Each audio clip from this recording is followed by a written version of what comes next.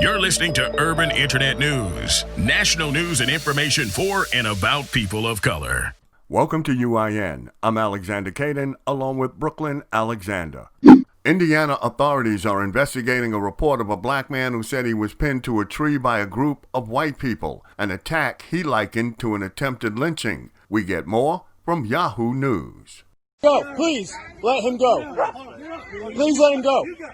We're going to as soon as you let him go. I'm going to.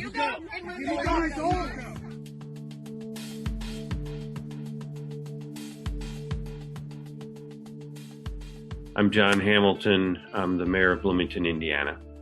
Sunday night, I saw videos on social media that showed a member of my community, somebody I know, experiencing just horrific violence, attacks, terrifying to watch, no doubt 100 times worse to be in, terrible racial epithets, conflict, really angering me, also infuriating me. I learned through the video and then subsequent activities that there'd been a conflict not in my city, but near my city at a lake in a state-controlled area of this kind of awful racial hatred erupting. That's what you get! I do know Vox Booker. I've been mayor for 5 years, and I've probably known him for 5 years, and he's been a very active member of the community.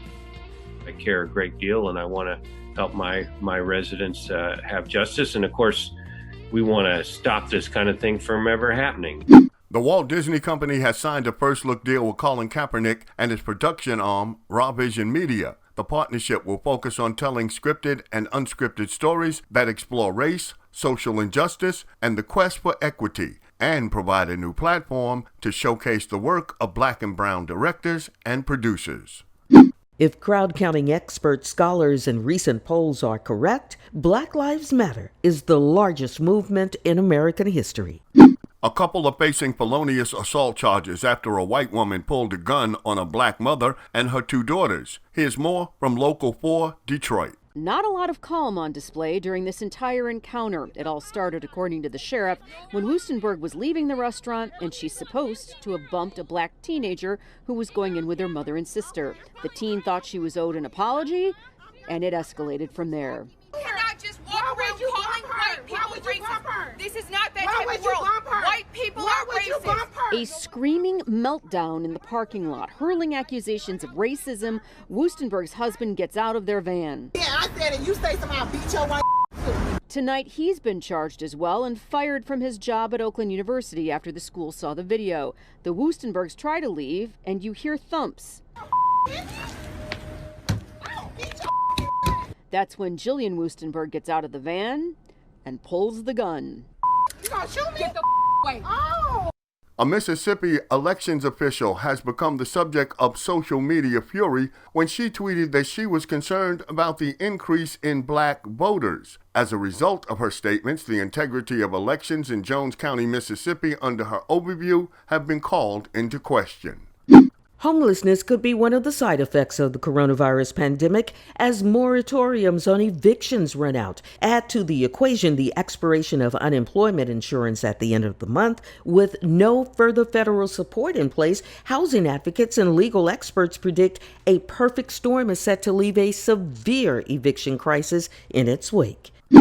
A statue of Frederick Douglass was ripped from his base in Rochester, New York, on the anniversary of one of his most famous speeches delivered in the city in 1852. Police said the statue was taken on Sunday from Maplewood Park, a site along the Underground Railroad where Douglass and Harriet Tubman helped shuttle slaves to freedom. Federal officials are working urgently and expeditiously to investigate possible civil rights violations by the Louisville, Kentucky officers who fatally shot Breonna Taylor. Taylor, a 26-year-old black emergency medical technician, was shot 8 times by plainclothes officers serving a narcotic search warrant at her apartment on March 13th. No drugs were found.